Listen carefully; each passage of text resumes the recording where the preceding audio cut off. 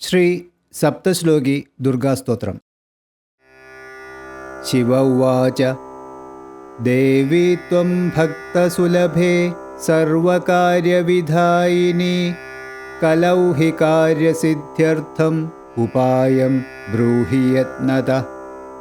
देव्युवाच शृणुदेव प्रवक्ष्यामि कलौ सर्वेष्ठसाधनम् मया तवैव स्नेहेनाप्याम्बास्तुति प्रकाश्यते। विनियोगः। ॐ अस्य श्रीदुर्गा सप्तश्लोकी स्तोत्रमन्त्रस्य नारायण ऋषि अनुष्ठुप् श्रीमहाकाली महालक्ष्मी महासरस्वत्यो देवताः श्रीदुर्गा प्रीत्यर्थं सप्तश्लोकी दुर्गापाठे विनियोगः। ॐ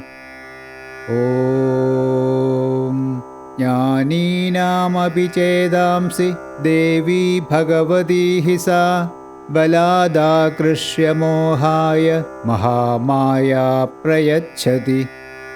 दुर्गे स्मृता हरसि भीतिमशेषजन्तोः स्वस्तेः स्मृतामतिमतीव शुभं ददासि।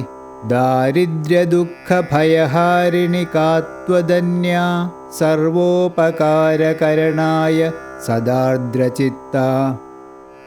सर्वमङ्गलमाङ्गल्ये शिवे सर्वार्थसाधिके शरण्ये त्र्यम्बके गौरि नारायणि नमोऽस्तुते।